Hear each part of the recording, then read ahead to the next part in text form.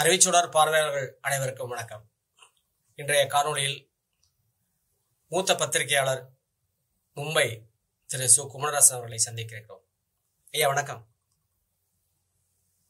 வணக்கங்க. வணக்கம். இப்போ ஒரு புதிய ஒரு செய்தியாக RSS தலைவர் மோகன் பகவத் அவர்கள் பிரதமர் மோடி அவர்களை விமர்சித்து பேசியிருக்கிறார். உங்களது பார்வை? அதாவது இந்த செய்தி இன்று பெரிதாக பல வலைத்தளங்களில் பேசப்படுகிற செய்தி, தொலைக்காட்சியிலும் ரொம்ப பெருசா போடுறாங்க. என்னுடைய பார்வை என்ன அப்படின்னா, RSS பிஜேபி இவற்றுக்குள் ஒரு மோதல் அப்படின்னு எல்லாம் ஒரு கட்டமைக்க வேண்டிய தேவையில்லைன்னு நினைக்கிறேன். காரணம், RSSம் பிஜேபியும் ஒண்ணுதான். அவர்களுடைய கொள்கை என்பது இந்தியா என்ற நாட்டை இந்து ராஷ்டிரம் என்று அறிவிப்பது, இந்திய அரசு சட்டத்தில் இருக்கிற அந்த மதச்சார்பின்மை என்கின்ற அந்த சொற்றொடர் எல்லாம் நீக்குவது, அப்புறம் இந்து தர்மம் என்ற பெயரிலே சனாதன அதர்மத்தை முழுமையாக இந்தியாவில் தக்க வைத்துக் கொள்வது, அதன் மூலம் உயர் சாதி பார்ப்பனர்கள் தங்களை அதிகார மையத்தில் தொடர்ந்து தக்க வைத்துக் கொள்வது, அவர்கள் எதிர்பார்க்கிற அந்த இந்து ராஷ்டிரத்தை அமைப்பதற்கு இதுதான் அவருடைய அடிப்படை சிந்தனை. இதற்கு எதிராகவோ அல்லது இந்த கொள்கையை நடைமுறைப்படுத்துவதற்கு அந்த அமைப்பிலே உள்ளவர்கள் கூட ஒரு சிலர் தடையாகவோ அல்லது ஒரு மாற்று சிந்தனையே கொண்டவர்களாக இருந்தால் அவர்களை அழிக்கவும் தயங்க மாட்டார்கள். இது நமக்கு எடுத்துக்காட்டா மகாத்மா காந்தி அவர்கள் தன்னை ஒரு இந்து என்று அறிமுகப்படுத்திக் கொண்டவர், கும்பத்தாலும் ராமராம் என்று சொல்லக்கூடியவர். அவர் கூட கொலை செய்யப்பட்டார். காரணம், இவர்களுடைய இந்து ராஷ்டிரம் என்பது வேறு, மகாத்மா சொன்ன இந்து மதம் என்பது வேறு அப்படின்னு அவங்களுடைய பார்வை அப்படி இருந்தது. அப்படி அந்த RSS சொல்லுகின்ற போது அதை சங் பரிவார்னு சொல்லுவாங்க. சங் பரிவார்னா RSSங்கிறது அது ஒரு அமைப்பு அல்ல. சங் பரிவார்னு சொல்லக்கூடிய கிட்டத்தட்ட ஒரு 20க்கு மேற்பட்ட அமைப்புகள் பல்வேறு. அது அரசியல் பிரிவு தான் பாஜக, அப்படித்தான் நம்ம எடுத்துக்கொள்ள வேண்டும். எனவே அவர்களுடைய கோட்பாடு என்னவோ அதைத்தான் நிறைவேற்றுவது, அரசு அமைக்கக்கூடிய நிலையில் வந்தால் அந்த கோட்பாட்டை எவ்வளவு விரைவாக நிறைவேற்றுவது என்பதிலே RSS தீவிரமாக இருக்கும். அதை செய்து தருவதில் பாஜகவும் தீவிரமாக இருக்கும் என்பதை நாம் கடந்த 10 ஆண்டு மோடியினுடைய ஆட்சியிலே நேரடியாக கண்டிருக்கிறோம். அதாவது மாநிலங்கள் ஒரு தனி தேசிய இனமாக அடையாளப்படுத்தக்கூடாது. இப்ப காஷ்மீரை எடுத்துக்கிட்டீங்கன்னா அதை 2ஆ பிரிக்கிறது. அதே மாதிரி சமூக நீதி கோட்பாடு என்பது இந்து மதத்தால் அல்லது சனாதனத்தால் ஒரு படிநிலை சமுதாயமாக ஒரு சிலர் மேலும் ஒரு சிலர் கீழுமாக இருக்கக்கூடிய அந்த படிநிலை அமைப்பு தக்க வைத்துக் கொள்ள வேண்டும் என்பதை அவர்கள் தீவிரமாக நம்பக்கூடியவர்கள். அதுதான் சனாதன தர்மம் என்பது. அதை நிலைநிறுத்திக் கொள்ள வேண்டும் என்பதற்காகத்தான் இன்னும் ஒரு செய்தி. அதுதான் சமூக நீதி கோட்பாட்டை நடைமுறைப்படுத்த வேண்டும், அதன் மூலம் ஓரளவுக்கு சமூக சமத்துவத்தை சமநியத்தை பெற முடியும் என்று அரசியல் சட்டம் உருவாக்கப்பட்ட போதே அண்ணல் அம்பேத்கர் அவர்கள் எண்ணி அதுக்கு ஒரு கால அளவையும் நிர்ணயித்து அரசியல் சட்டத்திலே ஒடுக்கப்பட்ட மக்களுக்கு, தாழ்த்தப்பட்ட மக்களுக்கு என்று ஒரு பாதுகாப்பை தந்து பின்தங்கிய மக்கள் யாராக இருந்தாலும் அவர்களை தூக்கிவிட வேண்டியது நம்முடைய பொறுப்பு என்கிற அளவிலே செய்தாலும் கூட அவருடைய எண்ணம் நோக்கம் இன்று வரை நிறைவேறாத ஒரு சூழல் இருக்கிறது என்றால் அதற்கு காரணம், சட்டப்படி நமக்கு சிலவற்றை நாம் தெளிவாக எழுதியிருந்தாலும் கூட அதை நடைமுறைப்படுத்துவதற்குரிய அந்த ஸ்பிரிட்னு சொல்ல முடியா, அந்த மனம், அது இன்னும் யாருக்கும் வரவில்லை. சாதியத்தை பாதுகாக்க வேண்டும் என்பது இது RSSனுடைய கொள்கை. ஆக இவைகளை நிறைவேற்றுவதற்கு இருக்கிற ஒரு அரசியல் பிரிவாக இருக்கிற பிஜேபி, அவர்கள் அதிலே ஒரு சில முரண்பாடுகள் இருப்பது போல காட்டிக்கொண்டாலும் கூட இவர்கள் கொள்கையிலே வேறுபட்டவர்கள் அல்ல என்பதை முதலில் புரிந்து கொள்ள வேண்டும். பிறகு இதற்காக மோகன் பகவத் அவர்கள் இன்று மோடிக்கு எச்சரிக்கை செய்வது போல அப்படின்னு நம்ம பல பேர் நினைக்கிறோம் இல்லையா? ஏன் அப்படி ஒரு கருத்தை சொல்ல வேண்டும்? காரணம், அவர்களுடைய தொடர் வளர்ச்சியிலே இந்த தேர்தல் என்பது ஒரு தடைக்கல்லாக அமைந்து விட்டது என்றுதான் கருதுகின்றேன். காரணம், 2014 தேர்தல், அதற்கு பிறகு 2019 தேர்தலிலே அவர்கள் எதை எதை நினைத்தார்களோ, அதாவது பொருளாதார அளவு இடஒதுக்கீடை கொண்டு வந்தார்கள், காஷ்மீருடைய அந்த சிறப்பு அந்தஸ்தை நீக்கினார்கள், அப்புறம் மதம் சார்ந்து கல்வியிலே பல்வேறு கோட்பாடுகளை பாட புத்தகங்களை திணித்தார்கள், நிர்வாகத்திலே தலையிட்டார்கள், நீதியிலே தலையிட்டார்கள், சட்டம் இயற்றுவதிலே தலையிட்டார்கள். அது அவர்கள் தலையிடாத இடங்கள் எதுவுமே இல்லை என்கின்ற அளவுக்கு ஆவதற்கு பிஜேபியினுடைய அரசு ஒரு காரணமாக இருந்தது. இது வெளியிலே இப்போது இருக்கிற நம்முடைய ஆளுநரை கூட எடுத்துக்கொள்ளலாம். அது அவர் ஒரு விதமான RSS சிந்தனை நிறைவேற்றுவதற்காக அனுப்பி வைக்கப்பட்டவர். அதுபோல பல்வேறு பல்கலைக்கழகங்களில் இருக்கிற துணைவேந்தர்களை, இவர்களெல்லாம் யார் தேர்ந்தெடுக்கிறார்கள் என்றால் அது RSS அதனுடைய கடமையை செய்கிறது. அதை நிறைவேற்றி தருகின்ற இடத்திலே பிஜேபி இருக்கிறது. ஏன் நம்முடைய குடியரசுத் தலைவர் கூட யாரால் தேர்ந்தெடுக்கப்பட்டார்? யாருடைய அதாவது அறிவுரையினால் ஒரு அஸ்ஸாம், அதாவது ஒடிசா மாநிலத்தைச் சேர்ந்த ஒரு மலைவாழ் பிரிவை சேர்ந்த ஒருவர், யாருக்கு அதுக்கு முந்தைய யாருக்குமே தெரியாது. இவர்களுடைய அந்த நெடுங்கால திட்டத்தை நாம் எந்தெந்த வகையில் தந்திரமாக நமக்கு சாதகமாக திருப்புவது, மக்களிடம் நம்பிக்கையை பெறுவது என்பதற்காக செய்யப்படுகின்ற ஒரு மோசடி என்றுதான் சொல்ல வேண்டும். அதாவது அப்துல் கலாம் அவர்களை குடியரசுத் தலைவராக நியமித்ததாக இருந்தாலும் சரி, இப்போது குடியரசுத் தலைவராக இருக்கிறவர்களும் சரி, இப்படி அவர்கள் வெளியே ஒரு விதமாக காட்டிக் கொண்டாலும் கூட அவர்களுடைய தொலைநோக்கு என்பது அதை சரியாகவே செய்து கொண்டிருக்கிறார்கள் என்பதை நாம் உணர முடியும். ஆனால் இப்போது அவர் சொல்லியிருப்பதற்கு காரணம், மோடியானவர் நாம் எதிர்பார்த்தபடி RSS கொள்கைகளை நிறைவேற்றுவதற்கு ஆதரவாக இருந்தார் என்பது உண்மை. ஆனால் அந்த மக்கள் செல்வாக்கை தக்க வைத்துக் கொள்ளுகின்ற அளவுக்கு அரசியல் முதிர்ச்சியோ அரசியல் திறமையோ இல்லாத ஒரு மனிதனாக இருக்கிறார். எனவே அதை நாம் சற்று சரி செய்ய வேண்டும் என்கின்ற அந்த எண்ணமானது இப்போது வந்திருக்கிறது. காரணம், மோடி வந்த பிறகு என்னன்னா, முந்தியெல்லாம் சங் பரிவார்னு தான் சொல்ல கேட்டிருக்கிறோம். இப்போ மோடி பரிவார் அப்படிங்கிறாங்க. முன்னமெல்லாம் ஒரு அரசை இந்திய அரசுன்னு சொல்லுவோம். ஒருவேளை அது காங்கிரஸ் அரசாக இருக்கலாம், அல்லது பிஜேபி அரசாக இருக்கலாம், இல்லது அது ஒரு கூட்டணி அரசாக UPAன்னு சொல்லக்கூடிய அரசு, NDAன்னு சொல்லக்கூடிய அரசு. இதற்கு முந்தைய காலகட்டங்கள் அப்படிதான் சொல்லுவாங்க. NDA கவர்மெண்ட், UPA கவர்மெண்ட், இல்ல நம்ம காங்கிரஸ் கவர்மெண்ட், இப்படித்தான் சொல்லி பழக்கப்பட்டது. ஆனால் அண்மை காலமாக குறிப்பாக கடந்த 5 ஆண்டுகளில் மோடி கவர்மெண்ட், அப்புறம் மோடி கேரண்டி, அதாவது பிஜேபி கேரண்டி அல்ல, மோடி கேரண்டி. ஆக தனி மனிதனாக தன்னை முன்னிறுத்திக் கொள்வதிலே மோடி மிகவும் வலிமையாக செயல்படுகிறார் என்பது ஒட்டுமல்ல, RSSனுடைய அறிவுரைக்கு ஒப்ப சில திட்டங்களை மறைமுகமாகவோ நேரடியாகவோ செயல்படுத்த வேண்டும் என்பது அவருடைய எண்ணமா இருந்தாலும் கூட அதை சில நேரங்களிலே இருக்கிற இந்த மோடி அமித்ஷா கூட்டணியானது சில முடிவுகளை தன்னிச்சையாக எடுத்துக்கொள்வதும், அவர்களிடம் நாங்கள் கலந்து ஆலோசிக்க வேண்டிய தேவையில்லை என்று சொல்வது, இதெல்லாம் மோகன் பகவத்துக்கு கொஞ்சம் சங்கடத்தை ஏற்படுத்தியிருக்கலாம். எனவே அவர் ஏதோ மக்களுடைய குரலாக நாமாவது ஒலிப்போம். மோடி அவர்கள் மணிப்பூரிலே கடந்த ஓராண்டு காலமாக அங்கு நடக்கின்ற வன்முறை, அங்கே நடத்தப்பட்ட பெண்களுக்கு எதிரான வன்முறை, இவைகளை பற்றி கவலைப்படாமல் இன்னும் அதை ஏதோ வேறு ஒரு நாட்டில் நடப்பது போல அங்கு செல்வதை தவிர்த்திருக்கிறார், அது பற்றி பேசுவதை தவிர்த்திருக்கிறார். எனவே இதன் மூலமாக மக்கள் செல்வாக்கு இழந்து வருகிறார். எனவே அவர் இழந்து வருகின்ற செல்வாக்கை நாமளாவது மக்களோடு இருப்பதாக காட்டிக்கொள்ள வேண்டும் என்பதற்காகத்தான் இன்று நீங்கள் முன்னுரிமை தர வேண்டியது மணிப்பூர் என்று RSS சொல்லியிருக்கிறது. அதாவது இரட்டை குழல் துப்பாக்கிகள்ல ஒரு குழல்ல சரியா வேலை செய்யல அப்படின்னா இன்னொரு குழல் வேலை செய்யும்.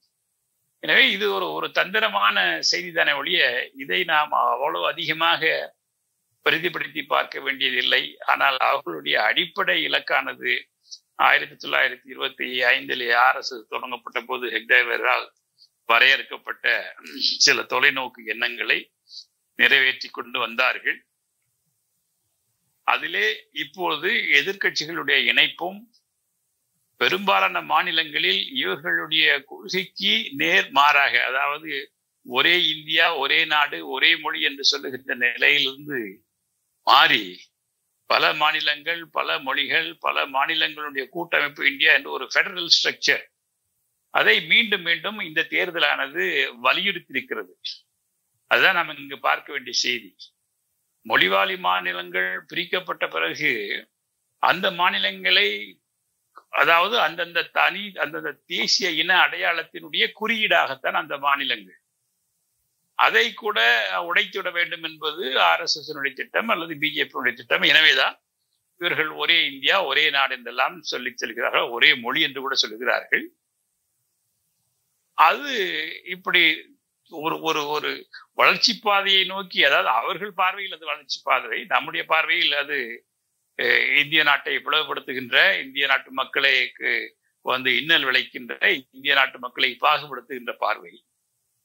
அது இப்போது வளர்ந்து, அதாவது சமூக நீதி, மாநிலங்களுடைய பங்கு அல்லது பல மாநிலங்கள் இணைந்துதான் ஒன்றிய அரசு என்பதை நினைவூட்டுகின்ற ஒரு தேர்தலாக இந்த தேர்தல் அமைந்துவிட்டது. எனவே அவர்கள் சற்று நிதானமாக இப்போது இதை நாம் எப்படி கைக்கொள்வது, இதை நாம் எப்படி கையாளுவது என்பதாக சிந்திக்கிறார்கள். அதனுடைய ஒரு பகுதிதான் மோகன் பகவத் அவர்கள் மணிப்பூரை நீங்கள் உடனடியாக அதுக்கு அந்த சிக்கலை தீர்க்க வேண்டும், அது மக்களோடு மக்களாக இருக்க வேண்டும், அதிகார தோரணையில் இருக்கக்கூடாது. அதாவது இன்டைரக்டா மோடி நீ செய்யறது கொஞ்சம் அதிக பிரசிங்கத்தனமா இருக்குது, கொஞ்சம் ஓரளவுக்கு அறிவார்ந்த எங்களை போன்றவர்களிடம் கொஞ்சம் கேட்டு செயல்பட்டால் நம்முடைய கொள்கைகள் சரியாக நிறைவேற்றுவதற்கு வாய்ப்பு இருக்கிறது என்று ஒரு ஒரு மறைமுகமாக சொல்லப்பட்ட செய்தியாக நாம் எடுத்துக்கொள்ள வேண்டும். ஒழிய இதிலே RSSம் பிஜேபியும் மோதி கொள்கின்றன என்றெல்லாம் நாம் எண்ணி பார்க்க தேவையில்லை. காரணம், அவர்கள் 2 பேருடைய கொள்கையும் ஒன்றுதான். இன்று அந்த கொள்கைக்கு எதிராக சமூக நீதி கோட்பாட்டினுடைய அடிப்படையிலே பலர் வந்திருக்கிறார்கள்.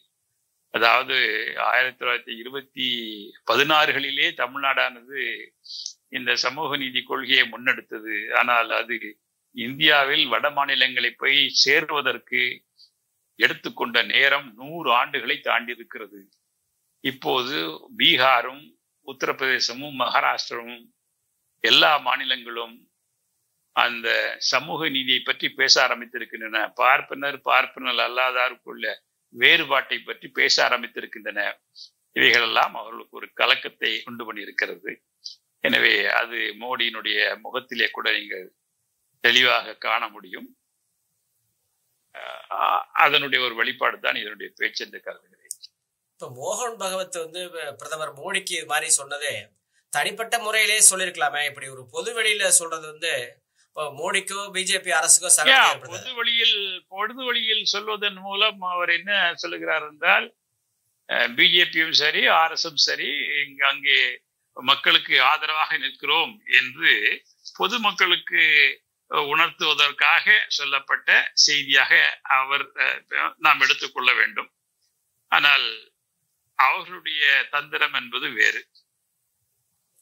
அவர்கள் எதை சொல்லுகிறார்களோ அதற்கு எதிராக செயல்படக்கூடியவர்கள். அரசியல் சட்டத்தை காப்போம் என்பார்கள், ஆனால் அரசியல் சட்டத்தை முதல் உலகிக்கிறவர்களாக இருப்பார்கள். அம்பேத்கரை தலைவர் என்பார்கள், ஆனால் அம்பேத்கர் கொள்கைக்கு நேர் எதிராக செயல்படுவார்கள். மக்களுடைய ஒற்றுமை என்பார்கள், ஆனால் மக்களை பிரிப்பார்கள். எனவே அவர்களுடைய சொல்லுக்கும் செயலுக்கும் நேர் எதிர் பொருள் கொள்வது, அதுதான் தந்தை பெரியார் அவர்கள் சொல்வார்கள். அதாவது அவர் கூட ஒரு ஆங்கில ஏட்டை தொடங்கும் போது, ஆங்கில ஏட்டிலே நாம் எப்படி இதை கொண்டு செல்வது என்று எண்ணிய போது, இதற்கெல்லாம் அறிவியெல்லாம் நீங்க அதிகமா ஒன்றும் கவலைப்பட வேண்டிய தேவையில்லை. பார்ப்பன ஏடுகள் எதை எழுதுகிறதோ அதற்கு நேர் எதிராக எழுதினால் அதுதான் நம்முடைய கொள்கை என்று அவர் ஒரு முதிர்ந்த தொலைநோக்கோடு சொன்னது இன்றும் அப்படியே இருக்கிறது. அதைத்தான் என்று நாம் கண்கூடாக நாம் காண்கிறோம். மக்களவை தேர்தலுக்கு முன்னால பிஜேபியினுடைய கட்சியினுடைய தலைவராக இருந்த நட்டா அவரு சொன்னார், வெளிப்படையா சொன்னாரு, RSS உதவி எங்களுக்கு தேவையில்லை, நாங்க இனிமேல் தனித்தே செயல்படலாம் அப்படின்னு தேர்தலுக்கு முன்னாடியே சொன்னாரு. அதற்கு பதிலாகத்தான் இப்ப மோகன் பகவத் இது மாதிரி சொல்லியிருக்காரு, நம்ம எடுத்துக்கலாமா? அதாவது பிஜேபியில இது எல்லா கட்சிகளிலுமே ஒவ்வொரு சிறு சிறு குழுக்களாக அதிகாரம் செலுத்த நினைப்பது என்பது இயற்கையானது. அது காங்கிரஸ் கூட விதிவிலக்கல்ல, பிஜேபியும் அது மாதிரி நடந்திருக்குது. பிஜேபியினுடைய தலைவராக இருந்ததுனால நாங்கள், அதாவது பொதுமக்கள் இது RSS மறுபிம்பம் என்று பிஜேபி நினைத்துவிடக் கூடாது. எனவே அதிலிருந்து நாங்கள் எங்களுடைய முடிவுகளை நாங்கள் தன்னிச்சையாக எடுக்கிறோம் என்று மக்களை ஏமாற்றுவதற்காக சொல்லப்பட்ட செய்தி தானே ஒழிய வேறு ஒன்றும் அல்ல. மற்றபடி அவர்களுடைய முடிவுகள், அவர்களுடைய நோக்கம் இரண்டு பேருக்கும் ஒன்றுதான்.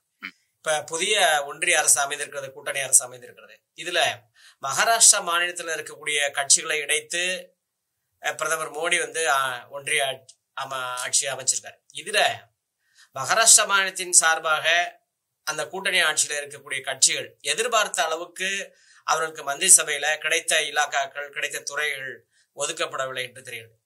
இப்ப அவங்க என்ன நினைக்கிறாங்க, இதனுடைய விளைவுகள் எதுவாக இருக்கும், மகாராஷ்டிராவில் தற்போது உள்ள நிலையை பத்தி சொல்லுங்க. அதாவது இந்த தேர்தலில் பிஜேபி போட்ட கணக்கு வேறு, ஆனால் மக்கள் போட்ட கணக்கு வேறு. பிஜேபி போட்ட கணக்கு என்பது குறிப்பாக உத்தரப்பிரதேசம், மகாராஷ்டிரா, மேற்கு வங்கம் மற்றும் இந்தி மாநிலங்கள் என்று சொல்லக்கூடிய ராஜஸ்தான், மத்திய பிரதேசம், அவருடைய சொந்த மாநிலமான குஜராத், இந்த மாநிலங்கள் அனைத்துமே நமக்கு ஒரு பெரும்பான்மை இடங்களை அள்ளி தந்துவிடும் என்று கணக்கு போட்டார்கள். அந்த கணக்கு தவறு என்று இந்த மக்கள் அவர்களுக்கு உணர்த்தி இருக்கிறார்கள். குறிப்பாக உத்தரப்பிரதேசம், மகாராஷ்டிரா, மேற்கு வங்கம் ஆகிய 3 மாநிலங்களில் அவர்களுக்கு எதிர்பாராத ஒரு இழப்பு, தோல்வி. இவ்வளவு பெரிய தோல்வி ஏற்படும் என்று ஏன் எதிர்கட்சிகள் கூட எதிர்பார்க்கவில்லை அந்த அளவுக்கு. ஆனால் நான் மகாராஷ்டிரா பற்றி சொல்லுகின்ற போது தொடக்கத்திலிருந்து நான் தெளிவாகவே சொல்லி வந்திருக்கிறேன். அதாவது MBA என்று சொல்கிற மகா விகாஸ் அகாடி என்கின்ற அந்த 3 சிவசேனை உத்தவ் தாக்கரே பிரிவு, NCP சரத்பவார், காங்கிரஸ் ஆகிய 3 இணைந்ததுதான் MBA, அதாவது மகா விகாஸ் அகாடி என்ற MBA என்கின்ற அந்த கூட்டணி. அதனுடைய பலம் என்பது கள நிலவரப்படி பிஜேபி, சிவசேனை மற்றும் அஜித் பவார் தலைமையிலான NCP ஆகிய 3 பேர் இணைந்து இப்போது மராத்திய மாநிலத்தில் ஆளுங்கட்சியாக இருக்கிற நிலையிலும் தேர்தல் வந்தால் இவர்கள் மக்கள் ஒரு தீர்ப்பை அளிப்பார்கள். அது இவர்களுக்கு ஆதரவாக இருக்கிறது, அதாவது எதிர்கட்சிக்கு ஆதரவாக இருக்கிறது என்பதை தொடக்கத்திலிருந்தே சொல்லி வந்தோம். ஆனால் பெரும்பாலும் பிஜேபிக்கு ஒரு மிகுந்த நம்பிக்கை இருந்தது. காரணம், சிந்தே அவர்கள் சிவசேனையை பிளந்து பாதிக்கு மேல் அங்கே கொண்டு வந்து விட்டார் என்று நம்பியது. அதே போல அஜித் பவார் அவர்கள் NCP என்ற கட்சியை பிளந்து பாதிக்கு மேல் அங்கு கொண்டு வந்து விட்டார் என்று அவர்கள் பின்னால் வந்த MPக்கள், MLAக்களை வைத்து கணக்கு போட்டார்களே ஒழிய அந்த கட்சியினுடைய அடிமட்ட தொண்டர்கள் என்ற பொதுமக்கள் நம்மை பற்றி என்ன நினைப்பார்கள் என்று கவனிக்க தவறிவிட்டார்கள். அதனுடைய விளைவுதான் பிஜேபியும் தோல்வியை சந்தித்தது, சிவசேனை சிந்தி அணியும் பெருந்தோல்வியை சந்தித்தது, அஜித் பவார் அவர்களும் பெருந்தோல்வியை சந்தித்தார், ஒரே ஒரு இடத்தில் மட்டும். ஆனால் கூட்டணி என்பது கூட்டணி.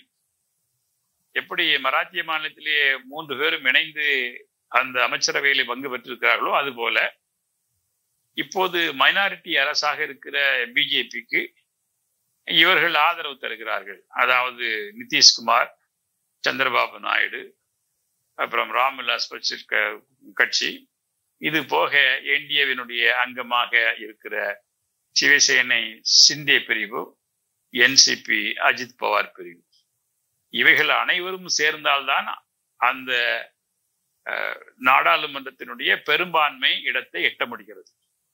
இதுல யாராவது ஒருவர் இருவர் விலகினால் கூட அந்த பெரும்பான்மையை எட்ட முடியாத நிலையிலே பிஜேபி இருக்கிற போது அவர்கள் முந்திக் கொண்டு இது என்டிஏ கூட்டணி, இதுவரைக்கும் என்டிஏ கூட்டணி என்று கிட்டத்தட்ட ஒரு 6-7 ஆண்டு காலமா பேசியதே கிடையாது. பிஜேபி கூட்டணி தான் சொல்லுவாங்க. இப்போது என்டிஏ என்கின்ற சொல்லை பயன்படுத்துகிறார்கள். எனவே அதுல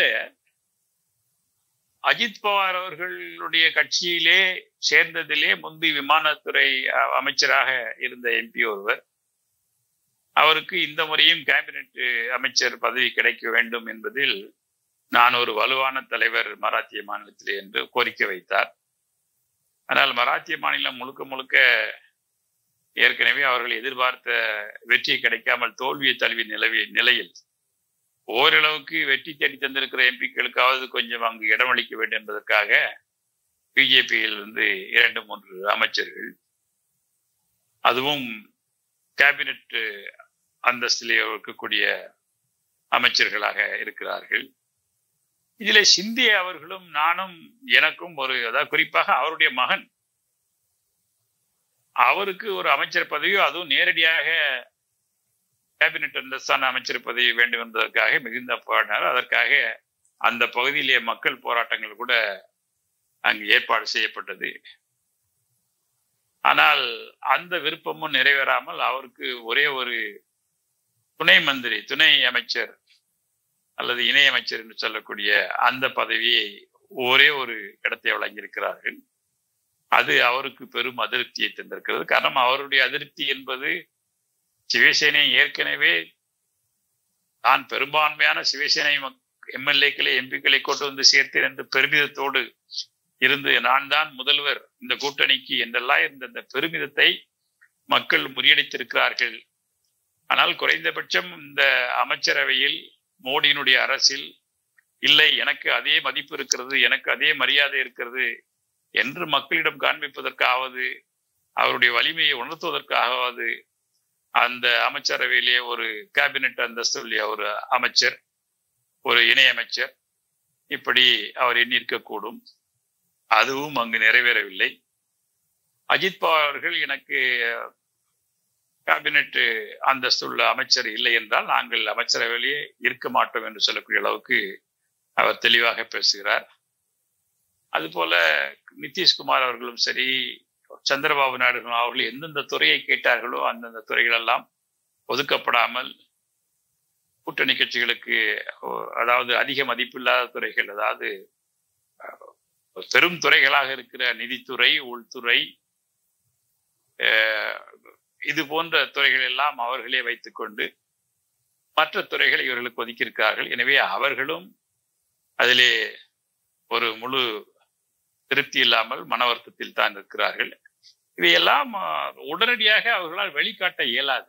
காரணம், இப்போதுதான் அந்த அமைச்சரவையானது வந்திருக்கிறது. இனிமேல் மோடி அவர்கள் ஒரு கூட்டணி அமைச்சரவையை எப்படி கையாளப் போகிறார் என்பதை பொறுத்துதான் இந்த கூட்டணி நிலைத்து நிற்குமா அல்லது இடையிலே கவிழ்ந்து விடுமா என்பதை பற்றியெல்லாம் நாம் சொல்ல முடியும் ஒழிய, இப்போது அவர்கள், ஏன்னா கூட்டணி என்பது இதற்கு முதலும் கூட்டணி ஆட்சியில் நடந்திருக்கின்றன. காங்கிரஸ்ல யூபிஏ 1 இருந்தாலும் சரி, யூபிஏ 2 இருந்தாலும் சரி, அதற்கு முன்பு இருந்த அடல் பிகாரி வாஜ்பாய் தலைமையிலான கூட்டணிகள், அங்கெல்லாம் என்ன செய்வார்கள் என்றால் அந்த கூட்டணி ஆட்சியை எப்படி நாம் செயல்படுத்துவது, எப்படி கூட்டணி தலைவர்களை நாம் மதிப்பளிப்பது, அவர்களுடைய கோரிக்கைகளை நாம் எப்படி எடுத்துக்கொள்வது என்பது பற்றிய சிந்தனை எல்லாம் இருந்த ஒரு சூழல் இருந்தது. ஆனால் மோடி அப்படிப்பட்ட பயிற்சியோ அல்லது அனுபவமோ அப்படிப்பட்ட மனமோ உடையவர் இல்லை. இவர் தான் அதிகாரம், நான் சொல்லுவதுதான் இறுதி இலக்கு, என்னுடைய அமைச்சரவையை கூட நான் கேட்க வேண்டிய தேவையில்லை என்று சொல்லக்கூடிய அளவுக்கு அந்த பண மதிப்பு இழப்பு, கோவிட் நேரத்திலே போடப்பட்ட பல்வேறு அறிவிப்புகள், அதே மாதிரி பல விடயங்கள் அவர் சொந்தமாகவே முடிவெடுத்து அமைச்சரவையினுடைய ஒப்புதலை தர வேண்டிய கட்டாயத்திற்கு அந்த அமைச்சர்கள் தள்ளப்பட்டார்கள். அப்படி அவர் பழக்கப்பட்டவர். ஆனால் தற்போது இனிமேல் அமைச்சரவை கொடுக்கும்போது அதே மாதிரியான ஒரு நிலையிலே அவர் பேசினால் கூட்டணியிலே இருக்கிற மற்ற அமைச்சர்களோ அல்லது அந்த கூட்டணி தலைவர்களோ ஒத்துக்கொள்வார்களா இல்லையா என்பதுதான் இப்போது பெரும் கேள்வியாக இருக்கிறது. அது அவர்களுடைய ஓட் பேங்க் சொல்லக்கூடிய வாக்கு வங்கியை பாதிக்கக்கூடிய அளவுக்கு இருந்தது என்றால், குறிப்பாக சமூக நீதி கோட்பாட்டுக்கு ஆதரவாக செயல்படுகிற நிதிஷ்குமார் என்று சொன்ன சரி, சாதிவாரி கணக்கெடுப்பை நடத்த வேண்டும் என்று அது அவருடைய அடிப்படை கோரிக்கை. அந்த கோரிக்கையை இந்த அரசு எப்படி நிறைவேற்றப் போகிறது? காரணம், இவர்களுடைய சிந்தனை என்பது அதற்கு நேர் எதிரானது. அதே போல சிறுபான்மையினருக்கு ஆதரவாக இருக்கக்கூடியவர் சந்திரபாபு நாயுடு அவர்கள், அதுக்கு நேர் எதிராக இருக்கக்கூடியது பிஜேபியுடைய சித்தாந்தம். என இவைகளெல்லாம் எப்படி ஒன்றிணைந்து செயல்பட போகிறார்கள் என்பதை பொறுத்துதான் இந்த அரசானது எவ்வளவு காலம் நீடிக்கும் என்பதை சொல்ல முடியும் ஒழிய இப்போது நாம் ஒரு ஆருடமாக அதை கணிப்பது என்பது இயலாத ஒன்று. அதை அனைத்து தலைவர்களும், இன்னும் சொல்லப்போனால் மோடியை விட மிகுந்த அனுபவம் மிக்க சந்திரபாபு நாயுடும் சரி அல்லது நிதிஷ்குமார் அவர்களும் சரி, அவர்கள் இதை எப்படி கையாள்வது, எந்த நேரத்திலே திரையை விளக்குவது, எந்த நேரத்திலே திரையை மூடுவது என்பதெல்லாம் அறிந்தவர்கள். அது காலம் போக போகத்தான் சொல்ல முடியும். எப்படிப்பட்ட நிலையில் இவர் அவர்களை கையாளுகிறார் என்பதை பொறுத்துதான் அமையும். இதற்கு முன்பு அமித்ஷா, மோடி 2 பேரும் எந்த முடிவெடுத்தாலும் அந்த அமைச்சரவை ஏற்கக்கூடிய ஒரு சூழல் இருந்தது. அது பொருளாதார அளவுகளிலே கொண்டு வந்த இடஒதுக்கீடாக இருந்தாலும் சரி, அல்லது பணமதிப்பிழப்பாக இருந்தாலும் சரி, அல்லது வேளாண்மை சட்டங்களாக இருந்தாலும் சரி, அல்லது சிஏவாக இருந்தாலும் சரி, இவையெல்லாம் பிஜேபியினுடைய அமைச்சரவை கூட்டியோ அல்லது பிஜேபியினுடைய மற்ற தலைவர்களை கலந்து ஆலோசித்தோ எடுத்த முடிவுகள் அல்ல. நேரடியாக இவர்கள் அறிவிக்கக்கூடிய அந்த வலிமையை பெற்றிருந்தார்கள். அந்த வலிமையோடு தான் இப்போதும் ஆட்சி செய்கிறேன் என்று அவர் நினைத்தால் தோற்று விடுவார். இல்லை, ஒவ்வொரு கூட்டணி கட்சிக்கும் அவரவர்களுக்கான சில சிக்கல்கள் இருக்கிறது. அதை நிறைவேற்றி தருவது இந்த பெரும்பான்மை இல்லாத அரசு என்பதை நினைவில் கொண்டு செய்வாரேயானால் ஓரளவுக்கு கூட்டணி அமைச்சரவையானது உரிய காலம் வரை நடைபெறலாம் என்று எண்ணுகிறேன். இப்ப ஷிண்டே பிரிவில் இருக்கக்கூடிய எம்எல்ஏக்கள் இப்போது உத்தவ் தாக்கரேயோடு தொடர்பில் இருப்பதாக செய்திகள் தொடர்ந்து வருகிறது. தங்களுடைய பார்வை? அதாவது நேற்று அந்த காங்கிரஸ் கட்சியினுடைய, அதாவது மராத்திய மாநிலத்தில் இருக்கிற எதிர்கட்சி தலைவர் ஒரு செய்தியை சொன்னார். அதாவது சிவசேனையை பற்றி குறிப்பிட்டு சொல்லாமல் அங்க 2 அணி, ஒன்று மகா விகாஸ் அகாடி, இன்னொரு மகா யுக்தின்னு சொல்லக்கூடிய இன்னொரு அணி, அதாவது ஆளுங்கட்சி அணி. அங்கிருந்து பலரும் இங்கே வர நினைக்கிறார்கள் என்று பொதுவாக அவர் ஒரு கருத்தை சொன்னார்கள். காரணம், அவர்கள் எங்களோடு தொடர்பில் இருக்கிறார்கள். இதிலே சிவசேனை அடக்கம். இங்கிருந்து காங்கிரசிலிருந்து பிஜேபிக்கு சென்றவர்கள் அல்லது காங்கிரசிலிருந்து ஷிந்தே பார்ட்டிக்கு சென்றவர்கள் அடக்கம், சிவசேனை உத்தவிலிருந்து சிவசேனை அங்கு சென்றவர்கள் அடக்கம், என்சிபி பவார் தலைமையிலிருந்து அஜித் பவார் சென்றவர்கள் கணக்குமாக ஒரு மொத்தமாக பலரும் எண்ணுகின்ற எண்ணத்தை வெளிப்படுத்துகின்ற வகையில் சொன்னார்கள். அதை உறுதிப்படுத்துகின்ற மாதிரி நேற்று டெல்லியிலே பல்வேறு போஸ்டர்ஸ், பதாகைகள் எல்லாம் ஒட்டப்பட்டிருக்கின்றன. அதுல என்ன சொல்றாங்கன்னா, சிவசேனையானது பிரிந்திருப்பது நல்லதல்ல, நமக்கு இந்த தற்போது நடைபெற்ற இந்த பிணக்குகள், இடையூறுகள், இந்த பிரிவுகள், இதையெல்லாம் நாம் தள்ளி வைத்து விட்டு மகாராஷ்டிரா மாநிலத்தினுடைய நன்மையை கருதி, அதனுடைய வளர்ச்சியை கருதி இந்த கட்சியானது மீண்டும் இணைய வேண்டும் என்று அங்கு புதுடெல்லியிலே போஸ்டர் வார் ஒன்று பெருசா போய்கிட்டு இருக்குதாங்க.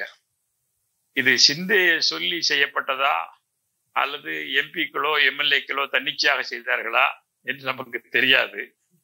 ஆனால் அந்த எண்ணமானது அங்க இருக்கிற கட்சி எம்பிக்களுக்கும் சரி, எம்எல்ஏக்களுக்கும் சரி, சாதாரண தொண்டனுக்கும் சரி இருக்கிறது என்பதை மட்டும் நம்மால் உணர்ந்து கொள்ள முடிகிறது. காரணம், இந்த ரெண்டு செய்தியையும் 2 அணியும் மறுக்கவில்லை.